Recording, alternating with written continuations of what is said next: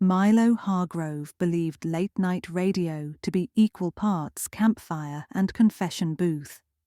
From his booth at KRKN 10:30 a.m., a converted grain elevator where pebbles still rattled down the walls when the wind kicked, he tended the lonely fields of after-midnight airwaves for the 3 counties that made up Cedar Valley.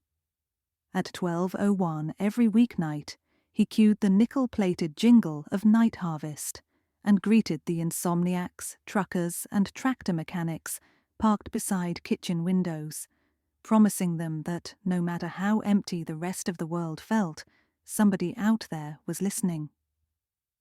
That Tuesday in late July began like most others. The wheat was waist-high, lightning bugs stitched neon sutures over the ditches, and Milo's coffee tasted of careful reheats. He opened the phone lines with an invitation for odd signs and wonders. A woman named Darlene wanted to know if possums could predict rainfall. An older man swore his well water smelled faintly of kerosene since spring thaw. The usual, small horrors no one wrote down, but everyone remembered. At 1:17 a.m., the red light blinked on line 4. Milo pressed the square button and drew the mic closer. "You're on Night Harvest. What's keeping you awake?" At first, only the thrum of crickets came through the headset. Then breathing, fast, ragged, like someone who'd sprinted up a ladder. "Ma'am or sir, you're on the air," Milo prompted. "Can't find the damn latch." A male voice hissed, close, desperate. Metal clanged in the background. "Something's wrong with the doors." A creak, a boom, then a sharp, animalistic scream tore through the connection. Milo flinched, his coffee cup sloshing across the console. After the scream came 3 seconds of silence, exactly 3 seconds, Milo would later note, followed by a faint pop. Then the line went dead. Dead air. The broadcast delay caught up, but Milo's seasoned reflexes filled the gap with canned bumper music, masking the drop so the FCC fines stayed at bay. He slapped the cough button, heart rattling. What in all the dust devils was that? Fern Knox, the station's part-time engineer, stuck her ponytailed head through the door, eyes owl-wide. "Sounded like a man getting murdered. You okay?" Milo rewound the digital logger, an unblinking recorder that housed every word KRKN transmitted. They replayed the last 10 seconds 3 times. The scream raised the hairs on their arms each pass, yet what truly unnerved Milo was the uniform, drum-tight hush that followed. It was dead air, but not the random vacuum engineers dreaded. It felt intentional, sculpted, as if someone had pressed mute according to a metronome. "I want to see the waveform," Milo said. Fern leaned over his shoulder while he magnified the recording until each millisecond became a canyon. The scream spiked in lurid red. Then silence broken by 4 microscopic blips. Not static, not a dropped connection. Punctures. "Could be cross-channel interference," Fern offered, though her voice lacked conviction. Milo shook his head. "These are too neat. Look at the spacing. Short gap, long gap, short, long." He let out an embarrassed laugh. "Hell, that's old-fashioned Morse, dots and dashes." "You're seeing spies behind hay bales, Milo." "Maybe."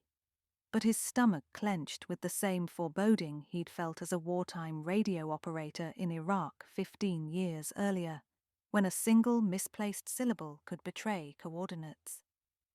Over the next hour, Milo's on-air chatter sounded normal. He teased livestock reports, read the county fair schedule, but his mind ran only along those 4 blips. When his shift ended at 2:30 a.m., he brewed fresh coffee and remained in the studio long after the automatic playlist took over. Using freeware decoding software, he converted the blip pattern. Dot dash, dot dash. DA could be a coincidence, But the scream had preceded it. Dead air, he thought. Or maybe an initialism. He opened the station's log of local incidents. 3 barn fires reported in the last month, all within their broadcast footprint. Arson had been suspected but not proven. Investigators blamed faulty wiring or lightning. Milo clicked on a sheriff's press release about the most recent blaze, a dairy barn outside Copper Creek. The fire had engulfed the structure so quickly the herd never escaped. Losses, 62 Holsteins. The owner, Cal Rooker, was the caller who'd sworn his well water smelled of kerosene. Milo's pulse drummed. Cal lived alone. But the scream he'd heard tonight belonged to a younger man. Thunderheads brewed on the horizon by first light when Milo finally stumbled outside. The grain elevator's shadow lay long over soybean rows, and dew cooled his boots. A column of smoke, thin but constant, rose from the northwestern horizon. Milo's throat tightened. Nobody up at this hour burned trash. They were either milking or sleeping. He fished out his phone, dialed the volunteer firefighters, then steered his pickup along gravel roads, the station tower shrinking in his mirror. 4 miles later, he reached a lane flanked by cottonwoods, split by lightning scars. Fresh tire tracks zigzagged in loose limestone. At the end stood a barn, a different barn than the previous fires, already half swallowed by orange fangs. Firefighters were just arriving, sirens choked by distance. Milo braked, jaw clenched. He knew the place. The Remlingers boarded horses here, offered riding lessons to kids. The thought of animals trapped inside scalded him. He spotted a hunched silhouette on the grass, a young man rocking, hands over ears. Milo rushed over. What happened? The man's eyes were wide, whites glowing in flamelight. Called for help, he rasped. Lines cut. Ran back in. Something exploded. Doors slammed behind me. His gaze caught Milo's. You, radio. Milo recognized the voice even through soot. It was the caller from line 4. Before Milo could probe further, EMTs whisked the man away. Milo provided his statement to Deputy Marquez, leaving out the Morse suspicion, and drove home to catch 2 hours' sleep, though the dreamless dark offered no rest. By lunchtime, word of the 4th barn fire had catapulted across Cedar Valley like a hailstorm. The sheriff's office called a press conference. Milo pushed through reporters at the courthouse and flipped on his digital recorder.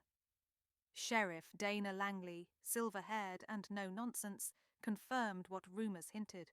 All 4 fires had been set with accelerant. She asked the public for tips, promised increased patrols. Milo waited until questions wound down, then stepped forward. Sheriff Milo Hargrove, KRKN. Any evidence the arsonists communicate using radio signals? Langley arched an eyebrow. We have no reason to believe that. Milo studied her expression. A flicker of surprise, that was all, but it convinced him she'd never considered radio. Back at the station, he summoned Fern and closed the door. I think somebody's using our frequency, our dead air, to pass messages. Fern folded her arms. Ham pirates sometimes bounce Spanish ballads off our signal at night, but code, highly illegal. Arson's illegal too, Milo said. He played the recording again, highlighting the DA pattern. It's the beginning of a data burst. Old spy trick. You piggyback on a licensed station's dead air so detectors see only the legal carrier. The message hides in the silence. Fern stared at the waveform. If someone spliced a longer sequence before or after, we never noticed because we were yapping. Exactly. And we're a 1,000-watt AM. Our carrier slops over 50 countryside miles, right where the fires are. Fern sighed. We should call the FCC. They'll take months, Milo replied. By then, every barn between here and Augusta could be ash. The next step required someone who understood both farmland and flames.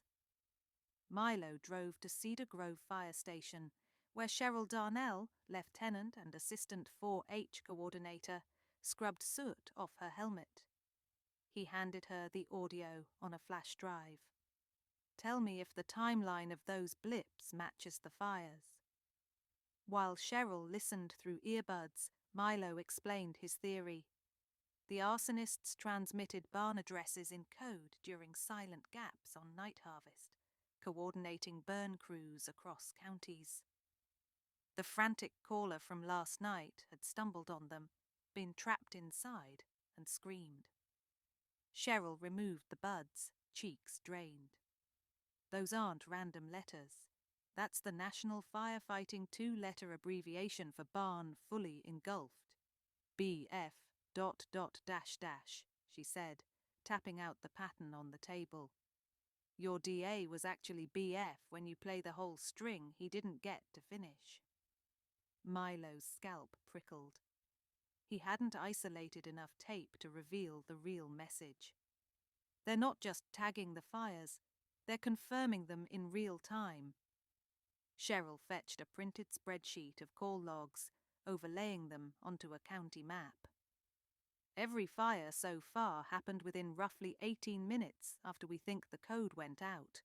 Whoever coordinates is close enough to drive there fast.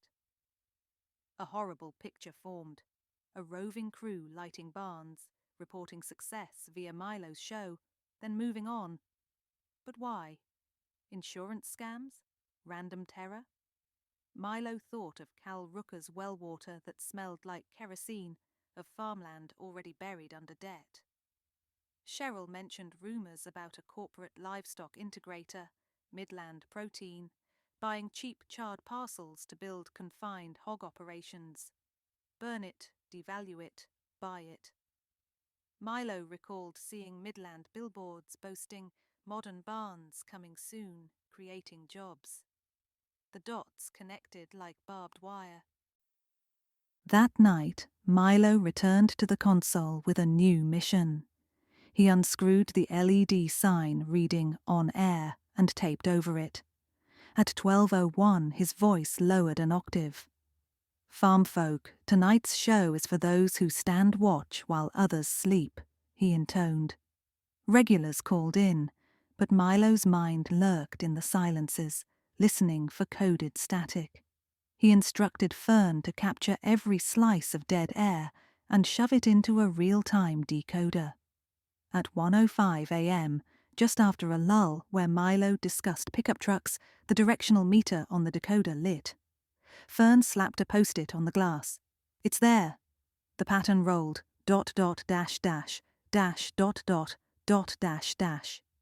BF, D, AW, Fern mouthed. BF they knew. D could be Delta. Departure? AW? Milo muted his mic. "Run it against 911 maps," Fern typed. 3 barns beginning with D. She skimmed property listings. Davenport Grange, off Old Depot Road, Dugan's Hay Barn, east of I-40, and Dunlop and Western Feed Co. AW must be initial for that last one. She traced a triangle on the screen. Targets form a straight line north to south.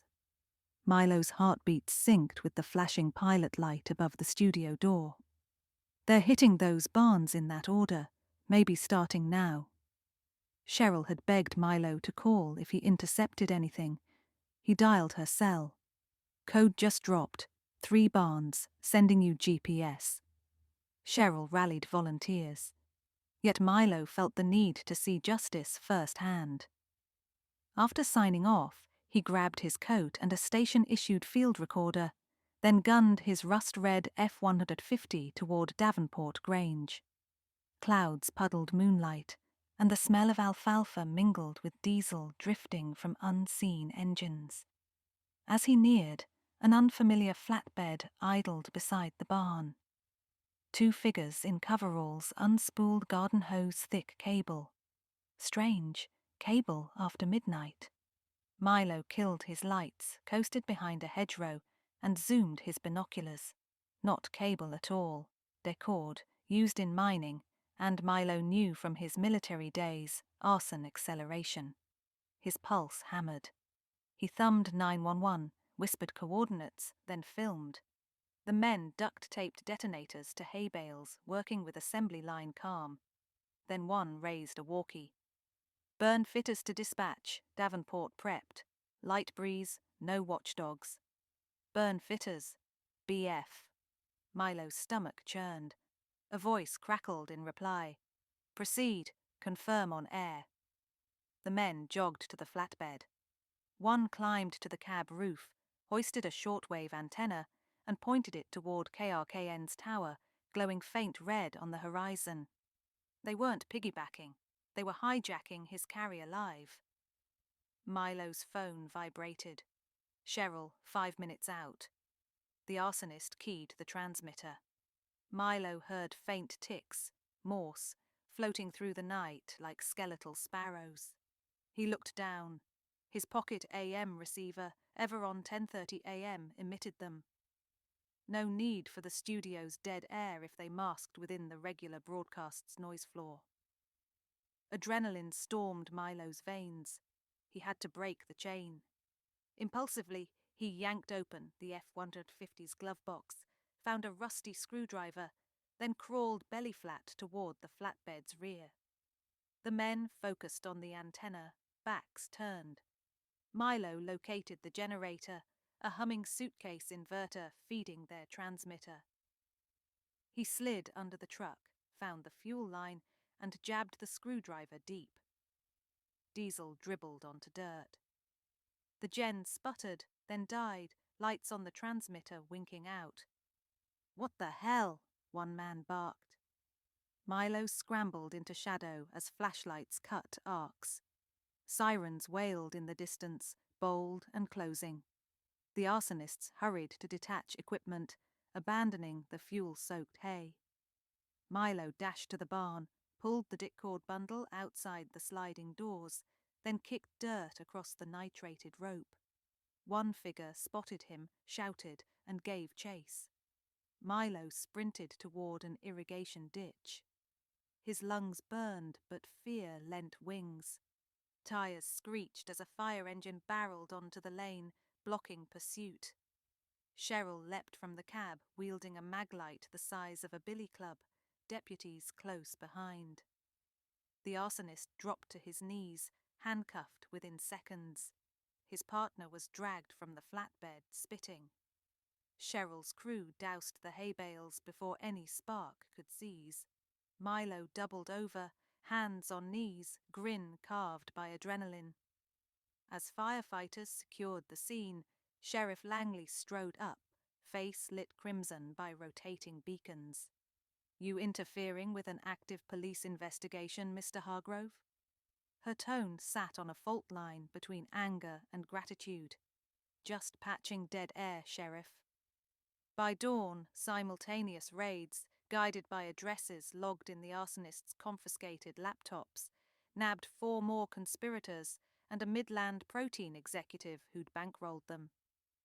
The scheme was textbook bonfire real estate, torch family barns to force sales, then scoop up ashes cheap. Langley, after consulting the county attorney, promised indictments. Milo returned to KRKN that evening, muscles aching. Fern awaited with 2 mugs of chicory brew. "You nearly got barbecued," she said, voice cracking. "Couldn't let our carrier be an accomplice."